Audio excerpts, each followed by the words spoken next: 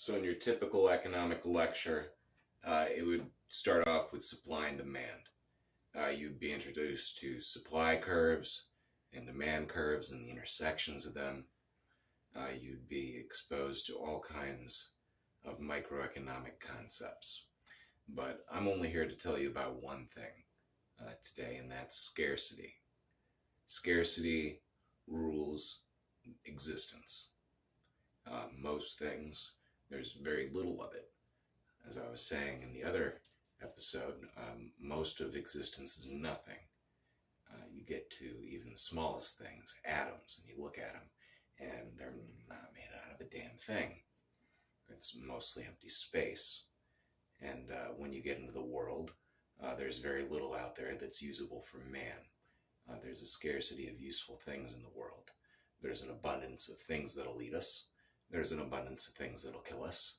The most numerous things on this planet are very small and very dangerous. So there's a scarcity of good water. There's a scarcity of good land. And that is what we face. The most important thing that we face in our own individual lives is we face a scarcity of time. So you think that these men, Jeff Bezos and Elon Musk, are extraordinarily rich, and they appear to be, but they're not. They actually have scarcity ruling all of their lives. Now, I've gone back and forth on this issue. For basic things in this particular place, we have entered a post-scarcity economy.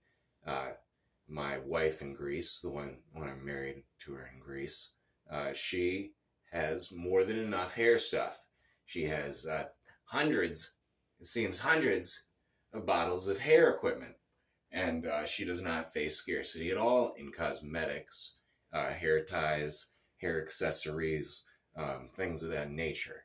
She has an abundance of socks, so many that she has an extra box just for her expensive, comfy winter socks. She has an entire box and another box on top of that filled with shoes. And within these shoes and socks, there's money. There's always money in the sock box. So we got scarcity in few things here in the West, except we still have scarcity in time. We still have scarcity of things that are good for us. We have an abundance of things that are not good for us. That's because we want them. I love things that aren't good for me. I love cigarettes and marijuana. I love things that are harder than marijuana, that are much, much worse for you, but I don't do them. See, because I'm addicted to not doing drugs. However, other people, they're not addicted to not doing drugs, so they're doing a lot of drugs, and there seems to be a scarcity in drugs. But yet, our streets are filled with them. And that is part of the supply and demand lecture. We're going to try to stick to scarcity here. When I was talking about God, him not having much money and needing a lot of money, that's because God has a scarcity of things in comparison to the task at hand. And so actually does Elon Musk. I don't know what Jeff Bezos does. I assume that he stands on top of windmills, because this is all I see him do. But Elon Musk is trying to do big things. He's trying to colonize Mars. And the thing about Mars is there's nothing there. There's a big planet. It's filled with dust and depressions and valleys and mountains. And the mountain, it's not that impressive. You go to Olympus Mons, you stand on the top of it, and it's like being on the top of a very not steep hill that's very, very high. I wouldn't recommend going to Olympus Mons. There are things on Mars. There's ice. There's carbon dioxide ice and water ice, and that's very useful. And it makes it easier to colonize Mars than the moon, even though the moon is much closer. So it's easier to get started on the moon, but it's easier to turn Mars into a living, breathing planet. And there is a scarcity of living, breathing planets in the solar system. There's one. Okay? Now, the moon is a planet. It happens to be in orbit around the Earth, but the Earth mostly spends its time going around the sun, so the moon's basically a planet. And anyone outside of the solar system who's not deluded as to the nature of planets would know that, because it's spherical and it looks like a plane that's been sat upon a ball. Uh, the moon's pretty good. Uh, People have been miseducated as to the moon and whether it is terraformable. When I ask the large language model if it can be terraformed, the large language model tells me it can't. When I talk to Elon Musk and ask him if he thinks the moon can be terraformed, he says it can't.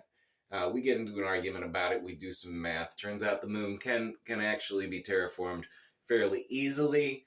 You build up the atmosphere, you make it big enough that you can breathe on it. That'll go away in about 400 million years. But on the timescales that we are involved in, we can definitely make the moon a breathable, nice place to live. It'll take some time.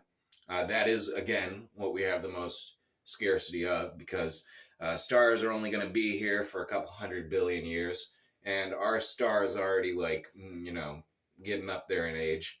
So the canvas upon which we act, the great nothing, it got a little time crunch coming. So when I say we have scarcity, we do. We have scarcity in a lot of good things that we need. Elon Musk, he has like a couple dozen rockets. He needs thousands of rockets. People think we have too many billionaires. We need more billionaires.